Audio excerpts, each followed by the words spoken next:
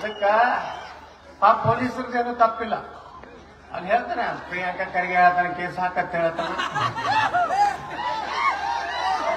ಅಲ್ಲಿ ನಮ್ ಬಿಜಾಪುರ್ನಾಗ ನನಗಂತೂ ಡೈರೆಕ್ಟ್ ಡಿ.ಕೆ. ಶಿವಕುಮಾರ್ ಹೇಳಿರ್ತಾನೆ, ನನ್ನ ಬಾಯಿ ಬಂದ್ ಮಾಡ್ಬೇಕು, ಹಿಂದುತ್ವ ಬಗ್ಗೆ ಯಾರು ನೋಡ್ರಿ, ಹಿಂದುತ್ವ ಬಗ್ಗೆ ಮಾತಾಡೋರಿಗೆ ಎಲ್ಲರಿಗೂ ಕೇಸ್ ಹಾಕ್ಲಕತ್ತಾರ. ಸಿ.ಟಿ. ರವಿ ಇವ್ರಿಗಂತರೂ ಗುರುಗಳಿಗೆ ಮೊದಲನೇದು ಹಾಕ್ಲಕತ್ತಾರ, ನಮ್ಗೆ ಈ ಕಡೆ ಹಾಕ್ಲಕತ್ತಾರ. ಬಿಜಾಪುರ ಫಸ್ಟ್ ಕೇಸ್ ಅಲ್ಲಿದೆ ಪ್ರಾರಂಭ ಆಗೈತಂದ್ರೆ ಬಿಜಾಪುರದವ್ರೆ ಮುಖ್ಯಮಂತ್ರಿ ಆದ್ಮೇಲೆ ನಿಮ್ಮೆಲ್ಲ ಪರಿಹಾರ ಆಗ್ತಾರೆ. ಏನ್ ನಾವು ಹೆದರುದು ಬೇಡ ಬಂಧುಗಳೇ. ಧರ್ಮ ರಕ್ಷಣೆ ಮಾಡಲಿಕ್ಕೆ ಸಾಧು ಸಂತರು ತಪಸ್ ಮಾಡಿ ಹೋರಾಟ ಮಾಡಿ ನೋಡ್ರಿ. ಅವತ್ತರ ಅಯೋಧ್ಯೆ ರಾಮ ಮಂದಿರ ಒಂದೇ ದಿವಸನಾಗ ಬಿಡುಗಡೆ ಆಗಿದ್ದಲ್ಲ.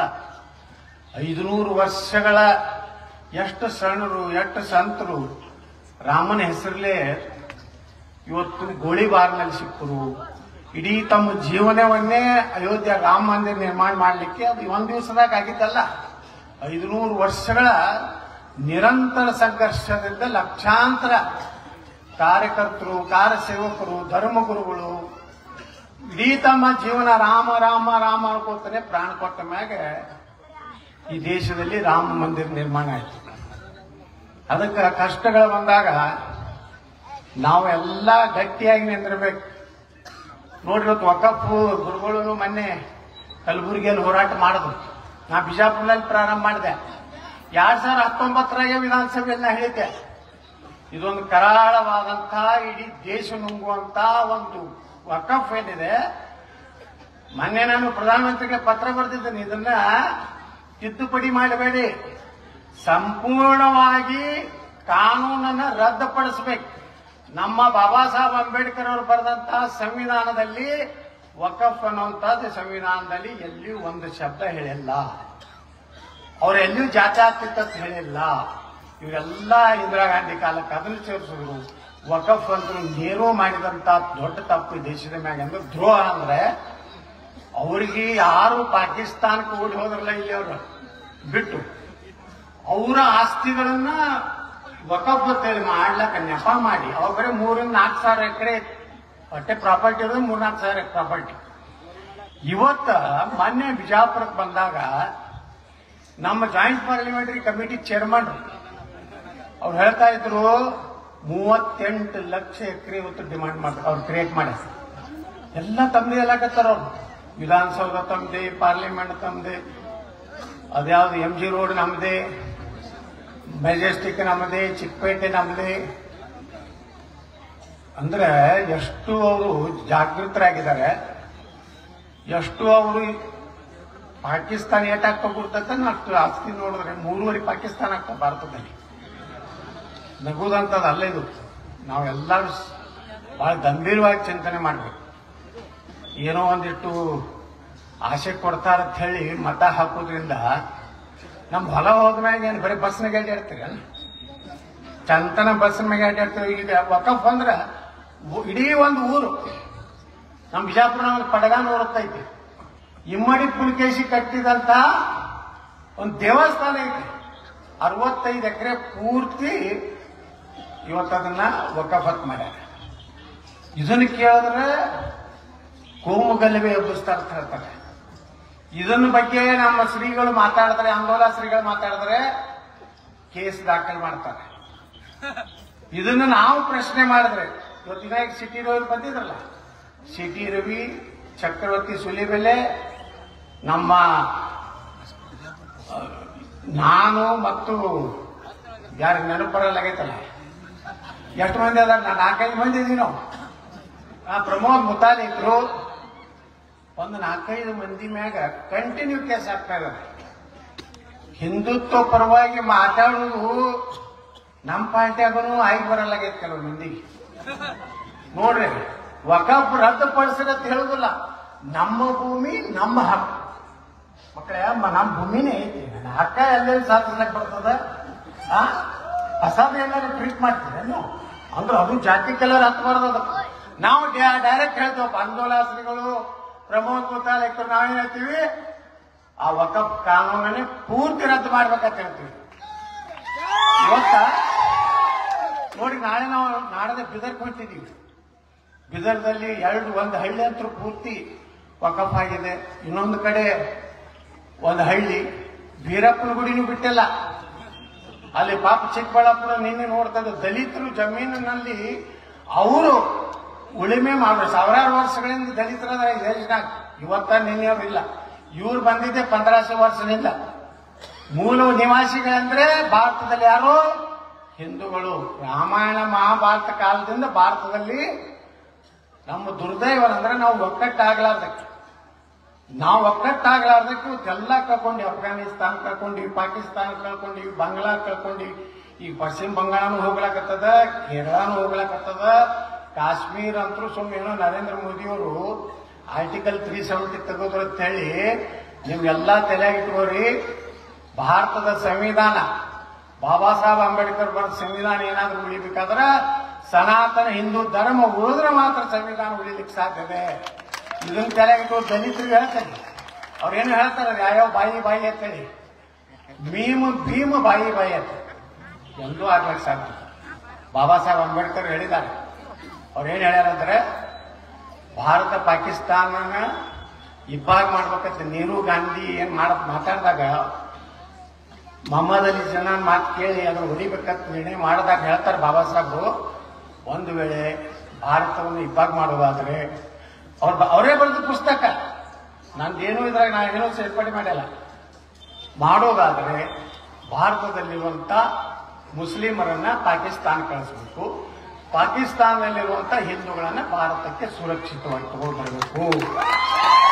ಇವತ್ತು ಬಾಬಾ ಸಾಹೇಬ್ ಅಂಬೇಡ್ಕರ್ ಅವ್ರನ್ನ ಯಾಕೆ ನೆನೆಸ್ಬೇಕಂದ್ರೆ ಸತ್ಯವನ್ನೇ ಮಾತಾಡಿದ್ದಾರೆ. ಮುಂದೆ ಏನೇನು ಆಗ್ತದೆ ಭಾರತದಲ್ಲಿ ಅನ್ನೋದು ಅವರು ಅದನ್ನು ಹೇಳ್ಯಾರ.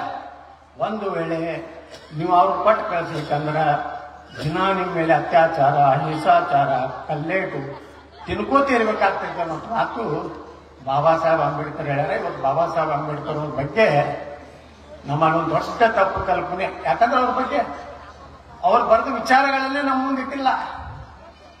ಅವ್ರನ್ನ ಸೋಲಿಸಿದವರೇ ಅವರೇ.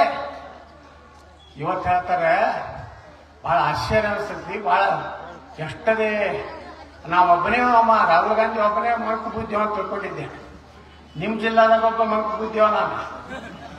ಏನಪ್ಪಾ ಅಂದ್ರ ರಜಾಪುರ ಮುಸಲ್ಮಾನ್ರಲ್ಲ, ಏನ್ ಬ್ರಾಹ್ಮಣರು ನಿಂಗಾಯ್ತು ರಜಾಪುರ ಯಾರು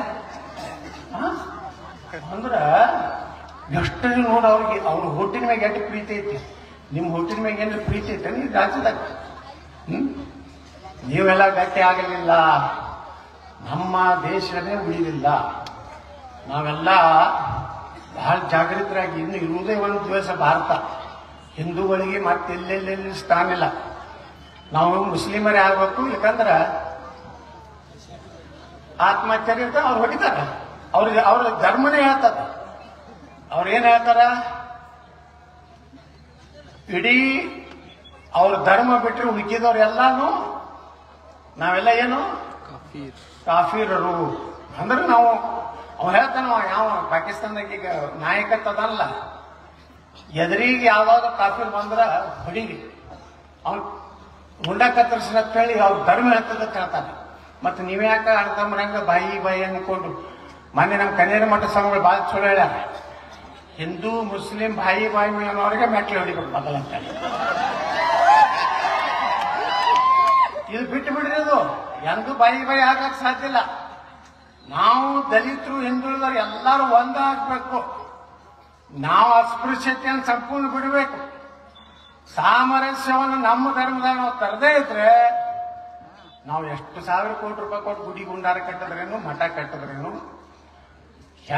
ಎಂದಕ್ಕ ಏನಿಲ್ಲಿ ನಿಮ್ಮಲ್ಲಿ ನಿಜಾಮ್ ಶಾಹಿ, ನಮ್ಮಲ್ಲಿ ಆದಿಲ್ ಶಾಹಿ, ಕುತುಬ್ ಶಾಹಿ, ಬರೀದ್ ಶಾಹಿ. ಅವ್ನು ಹೇಳ್ತಾನವ CM ಇಬ್ರಾಹಿಂ ಮಂತ್ರಾಲಯ ಮಟ್ಟಕ್ಕೆ ದನ ಕೊಟ್ಟಿರ್ತಾವ ಯಾವನು ನಾವಾಗ. ಏನ ಮಗ ಅವ್ರ ಅಪ್ಪ ಗಳಿಸಿಟ್ಟಿದ್ದ ಇಲ್ಲಿ. ನೋಡ್ರಿ ಎಷ್ಟು ಧೈರ್ಯ ಇತ್ತು ಮುಸ್ಲಿಂ ಲೀಡರ್ಗೆ.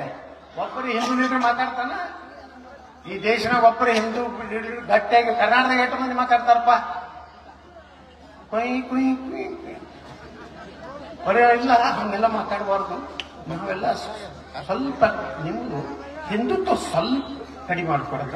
ನನಗೂ ಹೇಳ್ತಿರ್ತಾರೆ ನಮ್ಮ ದೋಸ್ತರು ಬಿಜೆಪಿಗೆ ಅದಾರಲ್ರಿ ಮಹಾನ್ ನಾಯಕರು. ಇಲ್ಲ ಮನೆ ಮಹಾರಾಷ್ಟ್ರ ಎಲೆಕ್ಷನ್ಗೆ ಹೋಗಿದ್ದೀರಿ 2 ದಿವಸ ಕಿವ್ಯಾಗ ಸಾಹೇಬ್ರ ಈಗ ಸ್ವಲ್ಪ ಅವ್ರು ಹಾಕ್ತಾರ್ರಿ, ಸ್ವಲ್ಪ ಅವ್ರ ಬಗ್ಗೆ ಸ್ವಲ್ಪ ಮಾತಾಡಿ ಎಷ್ಟು ಪರ್ಸೆಂಟೇಜ್ ಹಾಕ್ತಾರಪ್ಪ, ಒಂದು 2% ಬೀಳ್ತಾರೆ, ನಾಚಿಕೆ ಆಗ್ಬೇಕು.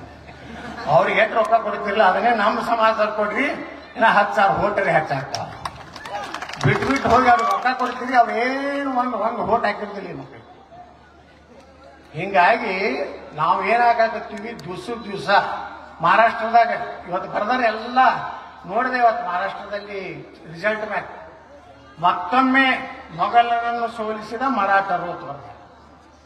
ಮರಾಠರು ಶಿವಾಜಿ ಮಹಾರಾಜರ ನಂತರ ಮತ್ತೆ ಮಹಾರಾಷ್ಟ್ರದಲ್ಲಿ ಈ ಮೊಘಲ ಸಂತತಿ ಅಂದ್ರೆ ಎಲ್ಲಾರು ಶರದ್ ಪವಾರ್ ಉದ್ಗೋಟ್ ಹಾಕಿ ಹಿಡಿದು ಎಲ್ಲಾ ಸಂತತಿಗೆ ಸೇರ್ಬಿಟ್ಟವ್. ಅಂಥವ್ನ ಹೊಟ್ಟೆಗೆ ಅಂತ ಹುಟ್ಟುಕೊಂಡು ಬಾಳ್ ಠಾಕ್ರೆ ಅಂತ ಹುಲಿ ಇತ್ತು.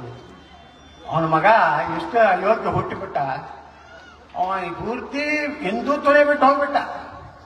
ನೋಡು ಅವ್ರ ಕೈಯಾಗಿರುವಂತ ಒಬ್ಬ ಮನುಷ್ಯ ಏಕನಾಥ್ ಶಿಂದೆ ಗಟ್ಟಿಗೆ ಹಿಂದುತ್ವ ಹಿಡಿದ್ರ ಇವತ್ತು ಇಡೀ ಮಹಾರಾಷ್ಟ್ರದಲ್ಲಿ ಹಿಂದುತ್ವ ಸರ್ಕಾರ ಬಂತು.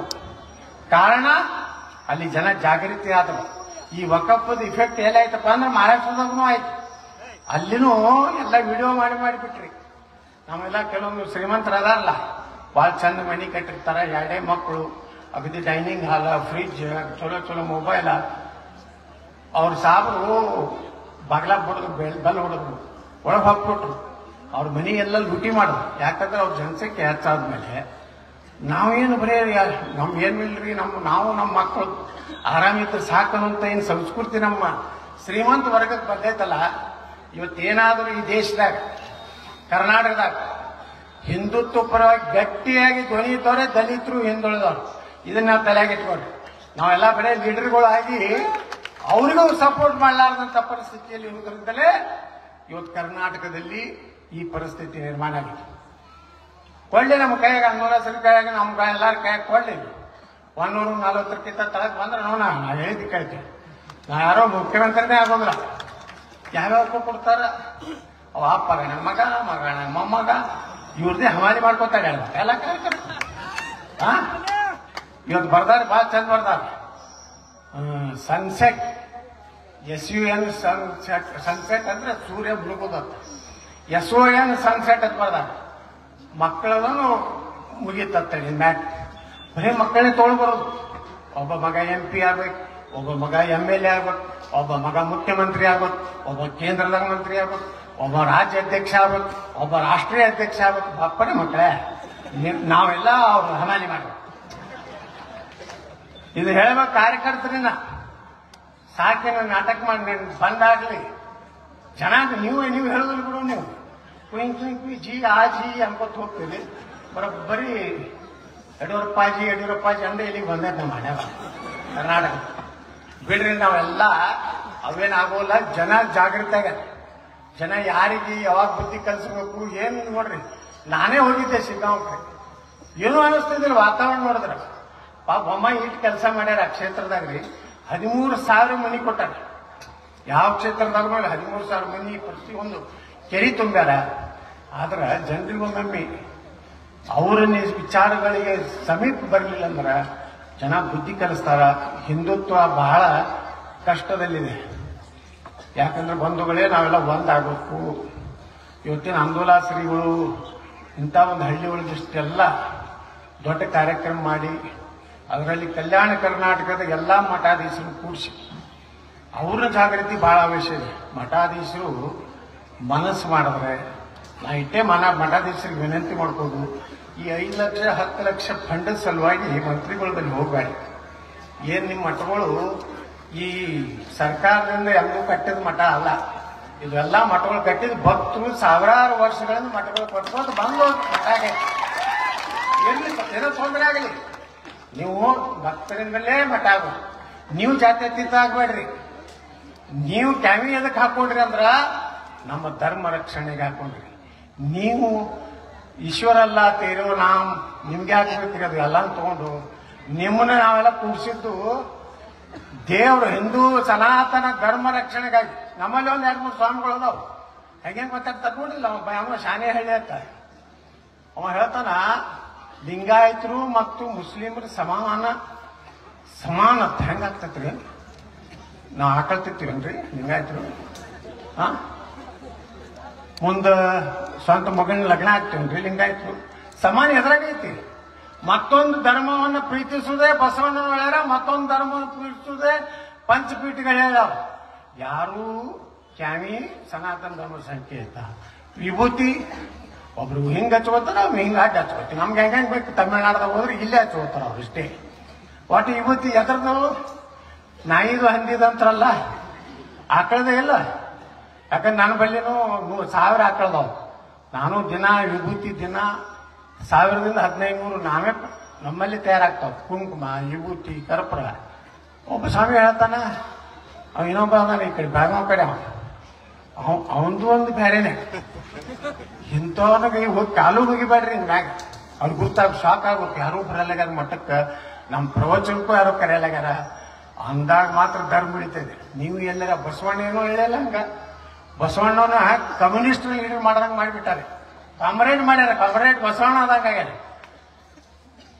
ಯಾವಾಗ ನೋಡಿ ಧರ್ಮದಾಗ ಹೆಂಗ್ ಸೇರ್ತಾರ ಇವ್ರು. ಕೆಲವು ಮಂದಿ ಕಮ್ಯುನಿಸ್ಟ್ ವಿಚಾರಧಾರಿಗಳು ಅಂತ. ಏನೋ ಒಬ್ಬ ಅಲ್ಲೇ ಮೈಸಾಸುರನ ಕಾರ್ಯಕ್ರಮ, ಅಲ್ಲೇ ಒಬ್ಬ ಸ್ವಾಮಿ ಏನೇನು ಮಾತಾಡ್ತಾರೆ ಅಲ್ಲಿ ಇದ್ರ ಮುಂದೆ. ಇವ್ರು ಹಾಕೊಂಡು ಕ್ಯಾಮಿ ಹಾಕೊಳ್ಳಾರ್ದ ಹಸಿರು ಹಾಕೋರಪ್ಪ, ಹಸಿರು ಹಾಕೊಂಡು ಬೇಕಂದ್ ಹೊಗಳ್ಕೊತ ಹೋಗ್ರಿ. ಅದು ಕ್ಯಾಮಿ ಹಾಕೊಡ್ರಿ ಅಂತ ಇದು ಸನಾತನ ಧರ್ಮ. ಸನಾತನ ಧರ್ಮ ಅಂದ್ರೆ ಅದು ಲಿಂಗಾಯತರಿ, ವೀರ ಶೈವರೇ ಅಲ್ರಿ. ನಾವು ಯಾರೂ ಜಗಳ ಆಡೋದು ಬೇಡ. ನಾವು ಬರೀ ನಮ್ಮ ಆ ಮಟ್ಟಕ್ಕೆ ನಾವು ಟೀಕೆ ಮಾಡೋದು, ನಮ್ಮ ಅವರ ಸಂಪ್ರದಾಯಕ್ಕೆ ಅವ್ರ ಟೀಕೆ. ನೀವು ನೋಡ್ರಿ, ನಿಮ್ಗೆ ಹೋಗುದಾಗಿ ಮನಸ್ಸಿಲ್ಲ ಅಂತ ಬಿಡ್ರಿ. ಬಸವಣ್ಣ ಭಾಳ ಚಲೋ ಅನ್ಸಲ್ಲ, ಬಸವಣ್ಣನ ಬ್ಯಾನ್ ಹತ್ರಿ. ಪಂಚಪೀಠ ಚಲೋ ಅನ್ಸಲ್ಲ, ಪಂಚಪೀಠಕ್ಕೆ ಬ್ಯಾನ್ ಹತ್ರಿ. ಇವೆರಡೂ ಬಿಟ್ಟು ನಮ್ಮಲ್ಲೇ ಬಹಳ ಬುದ್ಧಿವಂತರು ಒಮ್ಮೆ ಈಗ ಬರ್ಬೇಕಪ್ಪ ಬಸವಣ್ಣನ ಭಾಳ ದೊಡ್ಡ ಫಾಲೋವರ್, ಭಾಳ ದೊಡ್ಡ ಭಾಷಣ ಹೊಡಿತಾರ. ಈಶ್ವರ ಕಂಡ್ರೆ ಪಂಡ್ರೆ ಅದು ಹೋಗಿ ಅದು ಬಸವಣ್ಣ ಶಿವಾನುಭವಂಟಪ್ಪ ಮುಕ್ತ ಮಾಡಬೇಕು, ಅವನೇ ಮಂತ್ರಿ ಇದಾನಲ್ಲ ಉಸ್ತುವಾರಿ ಇಲ್ಲ. ಇವತ್ತ ಏನಾಗಿದೆ, ಈ ವೀರಶೈವ ಮಹಾಸಭಾ ಅನ್ನೋಂಥದ್ದನ್ನು ಇವ್ರು 3 ಮಂದಿ 3 ಕುಟುಂಬಗಳು ಹಿಡ್ಕೊಂಡು ಕೂತ್ಬಿಟ್ಟಾವ. ಅವ್ರು ಏನದ, ಅವರು ಬಯಲುಗಟ್ಟೆದಾಗ ಇಡೀ ಲಿಂಗಾಯತರು ನಮ್ಮ ಕಡೆ ಅದಾರ. ಅದಕ್ಕೆ ನಾವು ಮುಖ್ಯಮಂತ್ರಿ ಮಾಡ್ರಿ, ಉಪ ಮುಖ್ಯಮಂತ್ರಿ ಮಾಡ್ರಿ, ಮಂತ್ರಿ ಮಾಡ್ರಿ, MLA ಟಿಕೆಟ್ ಕೊಡ್ರಿ. ನೀವು ಲಿಂಗಾಯತರಿಗೆ ವೀರಶೈವರಿಗೆ ಏನ್ ಮಾಡ್ರಿ? ಏನೂ ಇಲ್ಲ. ನಿಮ್ಮ ಕೊಡುಗೆ ಏನು? ವೀರಶೈವ ಮಹಾಸಭಾದು ದೊಡ್ಡದೊಂದು ಬೆಂಗಳೂರಿನ ಒಂದು ಇದು ಕಟ್ಟಿರಿ, ಒಂದು ಸಭಾ ಮಾಡ್ತೀರಿ, ಮುಖ್ಯಮಂತ್ರಿಗಳಿಗೆ ಹೋಗ್ತೀರಿ, ಒಂದು ಮನವಿ ಪತ್ರ ಕೊಡ್ತೀರಿ. ಯಾವ್ದಾರ ಮೀಸಲಾತಿ ಕೇಳಿದ್ರೆ, ಯಾವ್ದಾರ ಸಮಾಜಕ್ಕೆ ಮೀಸಲಾತಿ ಸಲುವಾಗಿ ಏನಾದ್ರೆ ವೀರಶೈವ ಲಿಂಗಾಯತನ ಮತ್ತು OBCಗೆ ಸೇರಿಸೋದಕ್ಕೆ ಒಮ್ಮೆಲೆ ಈ ಸರ್ಕಾರನಾಗ ನಮ್ಮ ಮನೆ ಹೇಳಿದೆ ಅಲ್ರಿ, ನೀವು ಕೊಡುದಿಲ್ಲ. ಬರೀ ಕ್ಯಾಬಿನೆಟ್ನಾಗ ಲಿಂಗಾಯತರಿಗೆ, ವೀರಶೈವ ಲಿಂಗಾಯತರಿಗೆ OBC ಕೊಡ್ಬೇಕಂತ ಸೆಂಟ್ರಲ್ ಒಂದು ರಿಕಮೆಂಡ್ ಮಾಡ್ಲಾಗ್ತಾ ಇರಲಿಲ್ಲ. ಇವರು ವೀರಶೈವ ಮಹಾಸಭಾ ಕಟ್ಕೊಂಡು ಇವರು ಆಟ ಆಡ್ತಾರೆ. ಹಿಂಗಾಗಿ ಬಂಧುಗಳೇ, ಇವರೆಲ್ಲರಿಂದ ಮುಕ್ತಾಗಿ ಯಾರು ಸನಾತನ ಧರ್ಮವನ್ನ ಗೌರವಿಸ್ತಾರೆ, ಯಾರು ಸನಾತನ ಧರ್ಮದ ಪರ ಗಟ್ಟಿ ನಿಲ್ತಾರೆ ಅಂತ ಸ್ವಾಮಿಗಳಿಗೆ ಅಟ್ಟೆ ಕಾಲು ಮುಗಿರಿ, ಅಂತ ರಾಜಕಾರಣಿಗೆ ಅಟ್ಟೆ ಏನು ಮ್ಯಾಗ ಊರಾಗ ಬಚ್ಕೊಡ್ರಿ. ನಾಳೆ ವಕಫ್ ಏನಾರೆ ಕಾನೂನು ಪಾಸ್ ಆಗಲಿಲ್ಲ ಅನ್ನೋದು ತಿಳ್ಕೊರಿ. ಎಷ್ಟು ವಿರೋಧ ಮಾಡಕತ್ತಾರ ನೋಡ್ರಿ. ಮೊನ್ನೆ ಅವರು ದಿಲ್ಲಿಯಲ್ಲಿ ಇಂದಿರಾ ಗಾಂಧಿ ಇದರಲ್ಲಿ 5 ಲಕ್ಷ ಮುಸ್ಲಿಮರು ಕೂಡಿ ನಿತೀಶ್ ಕುಮಾರ್ಗೆ ಮತ್ತು ಚಂದ್ರಬಾಬು ನಾಯ್ಡುಗೆ ಎಚ್ಚರಿಕೆ ಕೊಡ್ತಾರೆ. ಒಂದು ವೇಳೆ ವಕಫ್ಗೆ ನೀವು ಬೆಂಬಲ ಕೊಟ್ಟರೆ ನಿಮ್ಮ ಪಾಟ್ನಾದಲ್ಲಿ ಮತ್ತು ಈ ಆಂಧ್ರದಲ್ಲಿ ಯಾವ ಅಲ್ಲಿ ನಾವು ದೊಡ್ಡ ಸಭೆ ಮಾಡ್ತೇವೆ. ಇವತ್ತು ನಾವು ಹೇಳಿದ್ವಿ, ನಾನು ಒಂದು ವೇಳೆ ವಕಫ್ಗೆ ನೀವೇನಾದ್ರು ಬೆಂಗಳೂರಿನಾಗ ಸಭೆ ಮಾಡಿದ್ರಿ, ನೀವು 5 ಲಕ್ಷ ಮಂದಿ ಕೊಡ್ಸಿದ್ರೆ ನಾವು 25 ಲಕ್ಷ ಮಂದಿ ಹಿಂದೂ ತಾಕತ್ತನ್ನ ತೋರಿಸ್ತೀವಿ. ಅವತ್ತು ಬಿಜಾಪುರನ ನಾವು ಹೋರಾಟ ಪ್ರಾರಂಭ ಮಾಡದೇ ಇದ್ದಿದ್ರೆ ಇವತ್ತು ಯಾರೂ ವಕಫ್ ಬಗ್ಗೆ ಮಾತಾಡ್ತಾ ಇರಲಿಲ್ಲ. ವಕಫ್ ಅನ್ನೋದು ನಮ್ಮ ದೇಶವನ್ನ ಇಸ್ಲಾಮೀಕರಣ ಮಾಡೋ ಮೊದಲ ಹೆಜ್ಜೆ ಅಲ್ರಿ. ನೀವೆಲ್ಲ ಹೊಲ ಮನಿಗಳು ಹೋದ್ಮ್ಯಾಗ ಏನ್ ಮಾಡೋರಿದ್ರೇನು ವಿಚಾರ ಮಾಡ್ರಿ. ನಾವು ಅಷ್ಟು ಪ್ರತಿಭಟನೆ ಮಾಡಿರೋದು ಬ್ರೇಕ್ ಹಾಕ್ಯಾರ ಸಿದ್ದರಾಮಯ್ಯ. ಇಲ್ಲಂದ್ರೆ ಅವ್ನು ನೋಡಿದ್ರಲ್ಲ 3 ಫೂಟ್ 3 ಇಂಚ್ ನಾವು ಹೆಂಗ್ ತೋರಿಸ್ತಿದ್ದಾವ ಏನು ಫೋಟೋ ಐಸಾ ಏನ್ರ ಏನೋ ಅಂತಾರಲ್ಲ ಸ್ಮಶಾನಕ कब्रस्तान ऐसा हराम करते इस शैतान को ऐसा ये होना ನೋಡೋಣ ತಿಂಡಿ ಆಗ್ತೈತಿ ನೋಡೋಣ ನಾವು ಸೈತಾನಕ್ಕ ತೋರಿಸ್ತೀವಿ ಬಾ ಇನ್ನೊಂದು ಬಿಜಾಪುರಕ್ಕೆ ಬಾ ನಾವು ಸೈತಾನ ಮನೆ ಹಾವೇರಿಗೆ ಗಚ್ಚ ಬಿಟ್ಟಾರಲ್ಲಿ ಪೊಲೀಸರು ಸೆಕ್ಯೂರಿಟಿಯಾಗಿ ವ್ಯಾನ್ದಾಗ ಹೋಗ್ಯಾನ ಒಬ್ಬ ಮಂತ್ರಿ ನಮ್ಮನ್ನು ಒಯ್ಬೇಕು ಪೊಲೀಸರು ಯಾಕಂದ್ರೆ ನಮ್ಮ ಮ್ಯಾಗ ಕೇಸ್ ಹಾಕಿರ್ತಾರ ಅವನು ಮಂತ್ರಿನೇ ಅದ್ರಾಗ ಹಾಕೊಂಡು ಹೋಗ್ಯಾರ ಇನ್ನು ಎಲ್ಲಿಯೂ ಅಟ್ಯಾಚ್ ಕೊಡುದಿಲ್ಲ ಬರ್ಲ ಯಾಕಂದ್ರೆ ಅವ್ನು ಹೇಳ್ತಾನೆ 1,11,000 ಎಕರೆ ಕರ್ನಾಟಕದಾಗಿದೆ ಬಿಜಾಪುರನಾಗ ಮೊದಲು 11,000 ಮುಂದಾಗ ಈಗ 16,000 ಆಯ್ತು ಕಲಬುರಗಿ ಒಳಗೆ ಕೇಳ್ಯಾರಪ್ಪ ಈಗ 17,000 ಎಕರೆ ಅಲ್ಲಿ ನಿನ್ನೆ ಬಿದರ್ದಾಗ ಕೇಳಿದ್ರೆ ನಾ 13,500 ಎಕರೆ ಆತ್ರಿ ಮತ್ ಇದೇ 4-5 ಲಕ್ಷ ಎಕರೆ ಆಯ್ತು 31 ತಾಲೂಕ ರೀ 10,000 ಹೇಳ್ರಿ ಅವರೇಜ್ 3,10,000 ಆಯ್ತಲ್ಲ 105 ಕೇಸು ರೈತರದ್ರಿ ಮಠ ನಮ್ಮಲ್ಲಿ ಒಂದು ಸಣ್ಣ ಮಠ ಇದ್ರಾಗ ಇಲ್ಲೇ ಯರಗಲ್ BK ಶಂಕರ ಮಠ ಅಂತೇಳಿ ಆ ಪಾಪ ಮುಕ್ತ ಸ್ವಾಮಿಗಳು ಅವ್ರಿಗೆ ಗೊತ್ತೇ ಇಲ್ಲ 2018ರಾಗ ಅವ್ರು ಅವತ್ತು ಹೇಳಿದ್ರೆ ಇಲ್ಲಿ ತರ ಉತ್ತಾರನೇ ತೆಗದಲ್ರಿ ಮಾನ್ಯ ನಾವು ಜಾಗೃತಿ ಬಿಜಾಪುರನಾಗ ಮಾಡದ್ವಾಗ ಹೋಗಿ ಉತ್ತಾರಿ ತೆಗಿತಾರ್ರಿ ಕರ್ನಾಟಕ ವಕಫ್ ಮಂಡಳಿ ಸುನ್ನಿ ಬೆಂಗಳೂರು ಗಾಬರಾಗಿ 18ರಾಗ ಆಗೈತ್ರ ಪಾಪ ಅವ್ರು ಬಂದಿದ್ರು ವಿರಕ್ತ ಮಠ ಸಿಂದಗಿ ಒಳಗೆ ಇಲ್ಲಿ ಚಿಂಚೋಳಿಗನೋ ಒಂದು ಮಠ ಅಂದ್ರೆ ಎಷ್ಟು ವ್ಯವಸ್ಥಿತವಾಗಿ ಅವರು ಎಂಟ್ರಿ ಹೆಂಗ್ ಮಾಡ್ಲಕತ್ತಾರ ನೋಡ್ರಿ ಈಗ ನಮ್ಮ ಹಕ್ಕು ನಮ್ಮ ಭೂಮಿಯಲ್ಲಿ ನಮ್ದೇ ಭೂಮಿ ಐತಿ ಅದಕ್ಕೇನ ಹಕ್ಕು ಸಾಧಿಸೋದೈತಿ ಅವ್ರಿಗೆ ಡೈರೆಕ್ಟ್ ಇದೇ ಹೇಳೋದಿದೆ ನಾ ಹೇಳಿದ್ದೇನೆ ನಮ್ ಜಾಯಿಂಟ್ ಪಾರ್ಲಿಮೆಂಟ್ ಕಮಿಟಿ ಒಂದು ಟ್ರಿಬ್ಯುನಲ್ ಅಂತ ಐತಿ ವಕಫ್ದಾಗ ಏನಪ್ಪಾ ಅಂದ್ರೆ ಈಗ ಇದು ನಿಮ್ಮ ಹೊಲ ತನ್ನೋದು ನಾವೇ ಪ್ರೂಫ್ ಮಾಡ್ಬೇಕಂತ ಅವ್ರು ಮುಂದೋಗಿ ಅವ್ರು ನೋಟಿಸ್ ಕೊಟ್ಟು ಬಿಡ್ತಾರೆ ಇದು ಚಂದ ಕಾಣಿಸ್ತಲ್ರಿ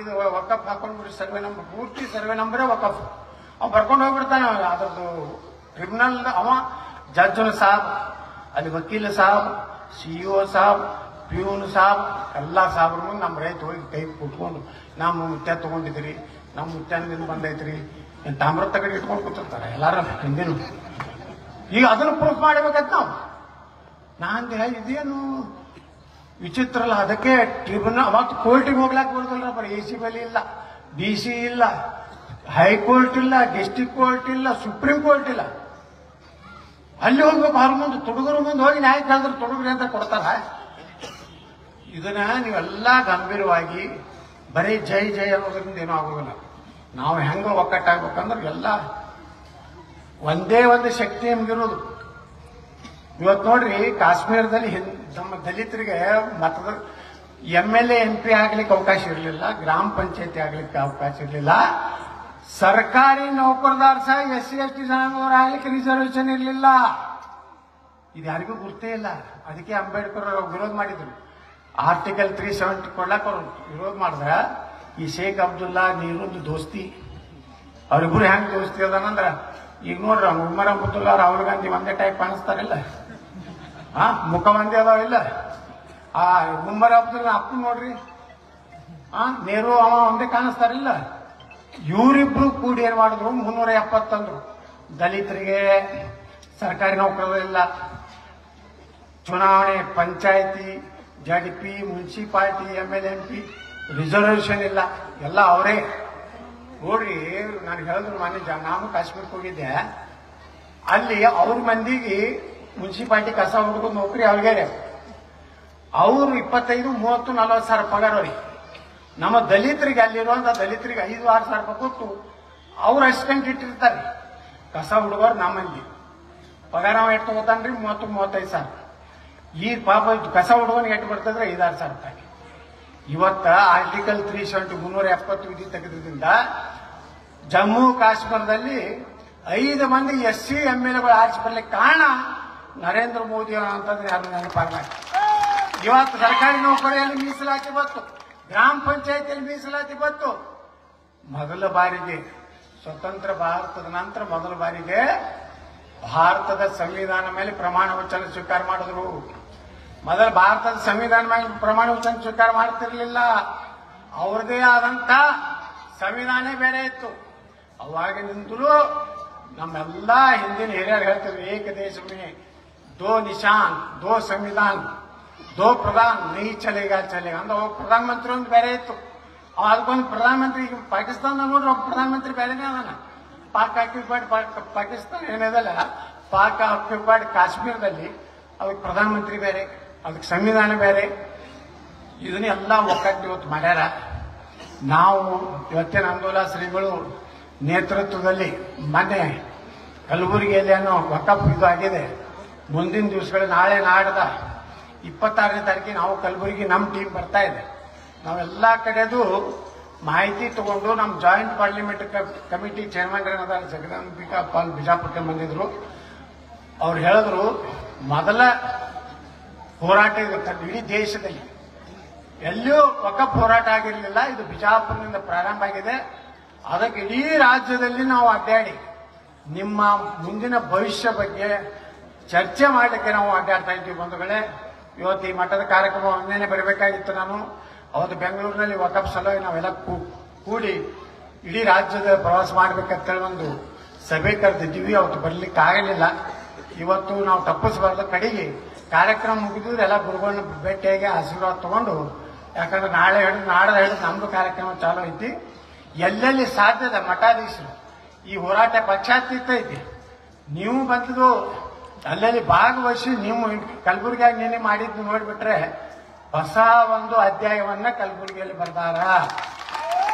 ನಮ್ಮ ಜನ ಹೊರಗೆ ಬಿದ್ದಾರ. ನಮ್ಮ ಜನ ಜಾಗೃತ ಮಠಾಧೀಶರು ನೋಡ್ರಿ, ಬಿಜಾಪುರನಾಗ ಮಾಡಿದಾಗ 150 ಮಂದಿ ಮಠಾಧೀಶರು ಬಂದರು. ಅವ್ರು ಬಂದಿದ್ದಕ್ಕೆ ಕೆಲವೊಂದು ಕೊಂಕ ಮಾತಾಡಿದ್ರು. ಬಸವಣ್ಣನ ವಿರೋಧಿಗಳ ಸಂಘಟನೆಗೆ ಹೋಗಿದ್ದೀರಾ ಅಂತ ಏನೇನು ಈ ಬಸವಣ್ಣನ ಹೆಸರು ಹೇಳ್ಕೊಂಡು ಕೆಲವು ಮಂದಿ ಅದೊಂದು ವ್ಯಾಪಾರ ನಡೆಸಿಬಿಟ್ಟಾರ. ಒಟ್ಟ ಬಸವಣ್ಣ ಪಾಪ ಏನೂ ಹೇಳೇ ಇಲ್ಲ. ಏನು ಹೇಳಂದ್ರೆ ಹಿಂದೂ ವಿರುದ್ಧ ಮಾಡ್ರಪ್ಪ ಎಲ್ಲರೇ ಏನಾರ ಐತಲ್ಲ. ಅದಕ್ಕೆ ಅವರೆಲ್ಲ ಬಿಟ್ಬಿಡ್ರಿ. ಅಂಥವ್ರು ಬಿಟ್ಟು ಎಲ್ಲಾ ಮಠಾಧೀಶರು ಸ್ವಯಂ ಪ್ರೇರಣೆದ ಯಾರು ಕರೀಬೇಕಾಗಿಲ್ರಿ. ಹಿಂದುತ್ವದ ಒಂದು ಕರೆ ಬತ್ತಂದ್ರ ನೋಡ್ರಿ, ಅಲ್ಲಿ ಉತ್ತರ ಭಾರತನಾಗ ಯಾವ ಸ್ವಾಮೀಜಿ ಇರೋರು ಬಾಗೇಶ್ವರ ಧಾಮ್ನವರು ಒಂದು ದೊಡ್ಡ ಪಾದಯಾತ್ರೆ ನಡೆಸ್ಯಾರ. ಅವ್ರು ಏನು ಎಲ್ಲ ಸಂದೇಶ ಎಲ್ಲ ಮಠಾಧೀಶರು ಅಲ್ಲಿ ಸಂತರಿಗೆ ಸಂದೇಶ ಕೊಡ್ಲಾಕತ್ತಾರಂದ್ರ ನಾವೆಲ್ಲ ಹಿಂದೂಗಳು ಬಂದು ಇನ್ಮ್ಯಾಗ ನಾವು ಬಾಯಿ ಆಗೋದು, ಮತ್ತೊಬ್ಬರು ಬಾಯಿ ಮಾಡ್ಕೋಬೇಡ್ರಿ. ಬಾಯಿ ಅಂತ ನೀವು ಹಂಗ್ರ ತಿಳ್ಕೊರಿ. ಕನ್ನೇರ ಮಠದವ್ರದು ಹೇಳಲ್ಲ, ಮೆಟ್ಲು ಹೊಡಿಬೇಕಂತೇಳಿ ಅದೇ ಕಾರ್ಯಕ್ರಮನೇ. ಬಾಯಿ ಎಲ್ಲಿ ಆಗ್ಬೇಕು? ದಲಿತರು ನಮ್ಮ ಮನೆಗೆ ಕರೆಸ್ರಿ, ನಾವು ಅವ್ರ ಮನೆಗೆ ಹೋಗೋನು, ಅವ್ರ ಮನೆಗೆ ಹೋಗಿ ನಾವು ಊಟ ಮಾಡೋದು, ನಮ್ಮ ಮನೆಗೆ ಹೋಗಂದು ಅವ್ರು ಊಟ ಮಾಡಿ ಅಂದಾಗನೇ ಧರ್ಮ ಉಳಿತದ.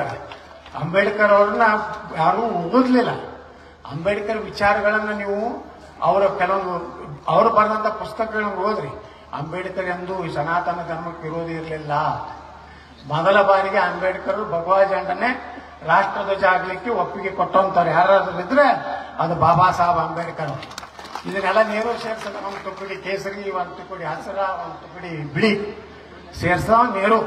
ಅಂಬೇಡ್ಕರ್ ಹೇಳ್ತಾರೆ ವಿಮಾನ ನಿಲ್ದಾಣದಾಗ ನಮ್ಮ ಹಿಂದೂಗಳ ಸ್ವಾಮಿಗಳು ಎಲ್ಲ ಹೋಗಿ ಭೇಟಿ ಆಗ್ತಾರ ಅವ್ರಿಗೆ. ಹಿಂಗ ಕೇಸರಿ ಭಗವಾದಿಲ್ಲ, ನೋ ಪ್ರಾಬ್ಲಮ್ ಮಾಡೋಣ ಅದಕ್ಕೇನಂತ ಹೇಳಿ ಹೋಗ್ತಾರೆ.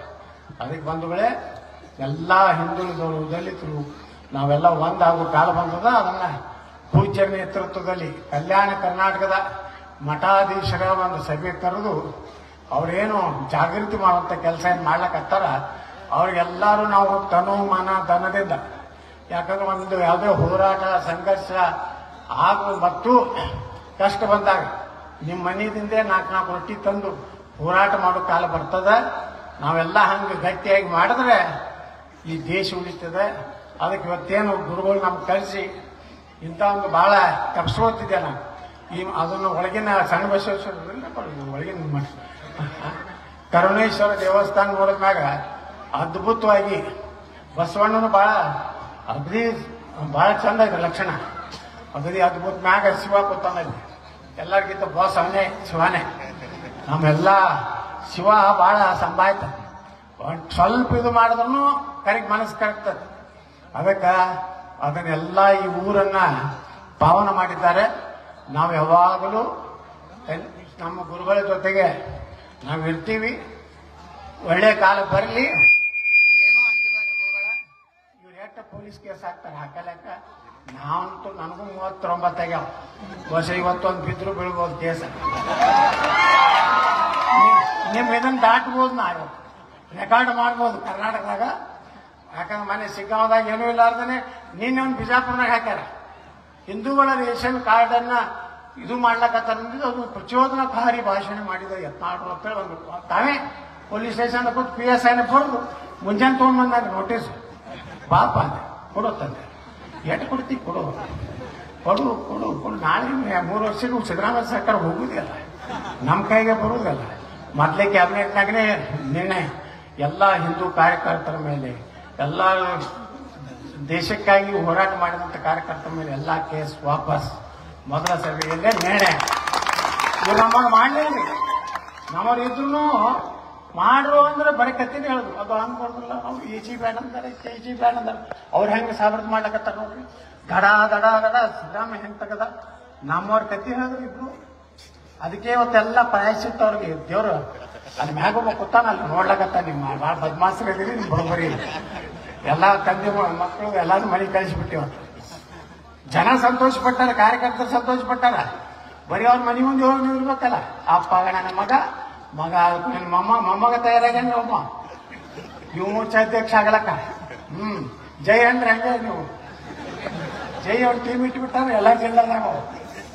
ಅವ್ರು ಬಂದುಕೊಳ್ಳೇನೆ ಅಲ್ಲಿದೆ ಬರ್ತಾರೆ ಹಾರ ಪಟಾಕ್ಷಿ ಬೇಂಡ್ ಬಾಜು ಇಲ್ಲಿ ಪಗಾರ ಕೊಟ್ಟಿರ್ತಾರ. ಕೊಟ್ಟು ಡಾಮ್ ಡಮ್ ಡಮ್ ಭಾರಿ ಸ್ವಾಗತ ಜೈವರಿಗೆ ಅಲ್ಲಿ ಡಮ್ ಡಮ್ ಡಮ್ ಡಮ್. ಅವ್ನು ದೊಡ್ಡ ಪಗೋಡ ಮಾಡಿ ಮಾಡಿ ಹೋಗ್ಬಿಟ್ಟವ. ಪಾಪ ಅವ್ನು ಹೊರಗೆ ಹಾಕಿಬಿಟ್ಟು ಟಿಕೆಟ್ ಕೊಡ್ಲಿಲ್ಲ. ಹಿಂಗೆ ಇವ್ರಿಗೆ ಹಂಗ್ ಬರ್ತದ ಹಂಗೆ ಹೊಡ್ಕೊತ ಹೋಗ್ತಾರ. ಪಾಪ ಉಮೇಶ್ ಜಾಧವ್ ಒಳ್ಳೆ ಮನುಷ್ಯ ಇದ್ದು ಓಡಾಡ್ತಿದ್ದ. ಅವನು ಇದ್ರಲ್ಲಿ ಬರೀ 25 ಸಾವಿರ ಕಡಿದ್ರು. ಹಿಂಗಾಗಿ ನರ್ವಸ್ ಆಗಿರ್ಬೇಕು. ಏನ್ ನರ್ವಸ್ ಆಗಬೇಡ್ರಿ. ನಮ್ಮದೇ ಭಗವಾ ಜೆಂಡಾ ಕರ್ನಾಟಕದ ನಾವೆಲ್ಲ ಕೂಡಿ ಹಾರಿಸ್ತೀವಿ, ನೀವೆಲ್ಲ ರಕ್ಷಣೆ ಮಾಡ್ತೀವಿ. ಬೋಲೋ ಭಾರತ್ ಮಾತಾ ಕಿ, ಛತ್ರಪತಿ ಶಿವಾಜಿ ಮಹಾರಾಜರಿಗೆ.